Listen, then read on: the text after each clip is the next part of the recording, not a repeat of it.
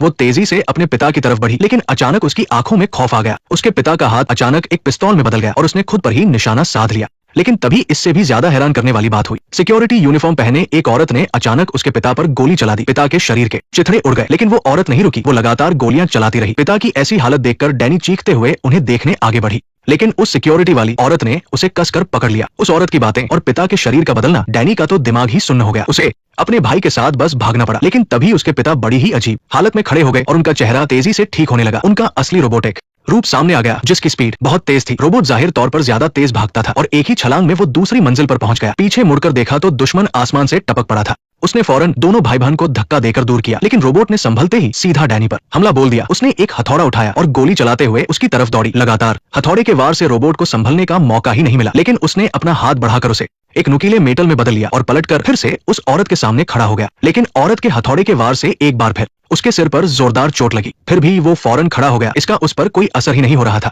हथौड़े और हाथ के रूप बदलने को छोड़ भी दे तो ये पहले वाले से बहुत ज्यादा खतरनाक मॉडल है। इसके फीचर्स बहुत पावरफुल है और इसे मारना नामुमकिन सा है। कोई फीलिंग्स नहीं, बस शांति से अपना मिशन पूरा करना। ऐसे दुश्मन के सामने बस बेबसी ही महसूस होती है। वही उससे लड़ने वाली वो औरत उस जैसी रोबोट नहीं है, वो एक इंसान है। बस उसके शरीर को मॉडिफाई करके ताकतवर बनाया गया है, लेकिन उसे भी दर्द होता है और चोट लगती है। इस मुकाबले में वो कमजोर पड़ रही है, लेकिन डैनी को बचाने के लिए वो पूरी जान लगाकर लड़ रही है। आखिर उसकी दुनिया में डैनी ही वो है जो भविष्य को बचाएगी, भविष्य की रक्षक। तभी उसके भाई ने एक बेहतरीन मदद की और रोबोट को दबाने में कामयाब हो गया। इससे उन्हें थोड़ी राहत की सांस लेने का मौका मिल गया। जैसे ही तीनों वहां से भागे, वो रोबोट भी तेजी से ठीक होने लगा। सीन बाहर का है। तीनों ने जल्दी से एक पिकअप ट्रक ढूंढा और उसमें बैठ गए। ग्रेस ने दोनों भाई बहन को बताया कि वो कौन है और यहाँ क्यों आई है। इमरजेंसी की वजह से उन दोनों को यकीन करना ही पड़ा। अभी वो थोड़ा ही दूर निकले थे कि तभी दीवार तोड़कर एक बड़ा छेद हुआ और वो रोबोट एक कंस्ट्रक्शन ट्रक चलाते हुए उनका पीछा करने लगा। फैक्ट्री की दीवार से बाहर निकलने के बाद हाईवे पर एक खतरनाक चेज शुरू होने वाली थी। खौफ के मारे पीछे देखने पर उसकी वो शांत आंखें नजर आती है। ऐसा लगता है तुम चाहे जैसे भी बचो, मैं तो करीब आ ही रहा हूँ। वो डर सीधा दिल में बैठ जाता है। लगातार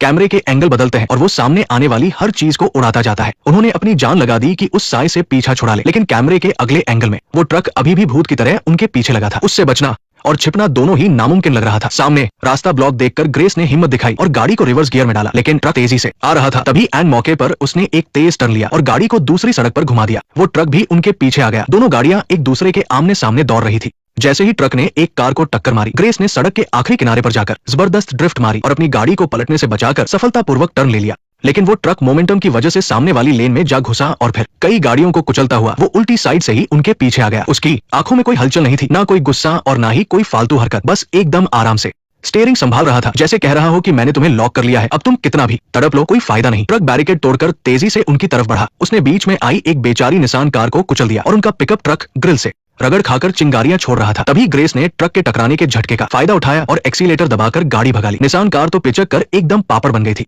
दूसरी गाड़ियों के हटने से अब वो ट्रक और भी बेखौफ होकर टक्कर मार रहा था। पल भर में ही पिकअप ट्रक के परखचे उड़ने वाले थे। ग्रेस की नजर पीछे रखे कुछ लोहे के सरियों पर पड़ी और उसे फौरन एक आइडिया आ गया। ऐसे ही भागते रहने से काम नहीं चलेगा, अब पलटवार करना ही होगा। ग्रेस ने गाड़ी की स्टीयरिंग भाई को थमाई और खुद कूदकर गाड़ी के पीछे पहुंच गई। उसने दो सरिये उठाए और रोबोट के सिर का निशाना लगाकर जोर से फेंक मारे। उसने फिर सरिये उठाए और फेंके जो उसके पास से गुजरे, लेकिन उसे कोई फर्क नहीं पड़ा। उसने सीधे एक सरिये से गाड़ी का शीशा तोड़ दिया। वो ऐसे मरने वाला नहीं था। फिर ग्रेस ने सीधा सरिया उसके इंजन में घुसा दिया, लेकिन तभी रोबोट ने अपना एक नया रूप लेना शुरू किया। उसका शरीर पिघलने लगा और अंदर के कंकाल से अलग हो गया। ट्रक के ठीक बाहर उसने फिर से एक नया शरीर बना लिया। ये सब देखकर ग्रेस ने जल्दी से आखिरी सरिया उठाया और इस बार उसने सीधा ट्रक के टायर में मार दिया। लेकिन उसी वक्त रोबोट के हाथ से भी एक सरिया उड़ता हुआ आया। उसने भी छलांग लगाकर पिकअप ट्रक का पिछला हिस्सा पकड़ लिया और एक झटके में उनका पिछला दायां टायर फाड़ दिया। पिकअप ट्रक तुरंत सड़क पर नागिन की तरह लहराने लगा। शुक्र है कि तभी ग्रेस ने जोर से लात मारकर गाड़ी का पिछला दरवाजा गिरा दिया, जिससे वो रोबोट नीचे गिर गया और पीछे से आती एक ऑडी कार ने ब्रेक न लगा पाने के कारण उसे कुचल दिया। लेकिन टायर फटने की वजह से पिकअप ट्रक अब और कंट्रोल नहीं हो पाया। इधर उधर लहराता हुआ वो सीधा बैरिकेड से जा टकराया और रुक गया। रुकने के बाद डैनी ने खौफनाक नजारा देखा। रोबोट ने जो सरिया फेंका था वो उसके भाई के सीने के आर पार हो चुका था। वो जोर जोर से ग्रेस को मदद के लिए बुलाने लगी। ग्रेस ने आकर बस एक नजर देखा और समझ गई कि अब उसका भाई नहीं बच सकता। इसी बीच जिस ऑडी ने रोबोट को कुचला था उसका ड्राइवर घबराकर नीचे उतरा। उसे क्या पता था कि वो रोबोट गाड़ी के नीचे से खिसककर ड्राइविंग सीट पर बैठ गया है। जैसे ही ड्राइवर नीचे झुककर उसे ढूंढने लगा, रोबोट ने एक्सीलेटर दबा दिया और ड्राइवर खुद ही कुचला गया। इधर भाई के जिंदा बचने की कोई उम्मीद नहीं थी। ग्रेस ने तुरंत फैसला लिया और डैनी को कसकर पकड़ा और जमीन पर लुढ़क कर उस जानलेवा हमले से खुद को बचा लिया। अभी रोने का वक्त नहीं है। वो रोबोट फिर से तेजी से खुद को जोड़ रहा था। ये पीछा करने वाला सीन उसकी असली दहशत दिखाता है। वो चिल्लाता नहीं, कोई स्टंट नहीं करता, यहाँ तक कि गुस्सा भी नहीं करता। बस एकदम शांति से और परफेक्शन के साथ अपना मिशन पूरा करता है। कोई भी फालतू हरकत नहीं। इस तरह की शांति और जुल्म ही सबसे ज्यादा डरावनी होती है। तभी अचानक वो कंकाल भी आ गया और तब जाकर समझ आया कि ये दोनों अलग अलग बनकर अपना अपना काम कर सकते हैं। अब एक साथ दो रोबोट के सामने ग्रेस किसी भी कीमत पर टिक नहीं सकती थी, लेकिन एन उसी वक्त एक एसयूवी तेज आवाज करते हुए आई और उस कंकाल वाले रोबोट को जोरदार टक्कर मार दी। इसके साथ ही इस पूरे सीन का क्लाइमैक्स आ गया। सारा कॉनर की शानदार एंट्री होती है, एक के बाद एक लगातार हमले। उनका वो पुराना स्वैग आज भी वैसा ही है। सारा का कहना, मैं अभी वापस आती हूँ, ये महज एक एंट्री नहीं बल्कि एक लेजेंड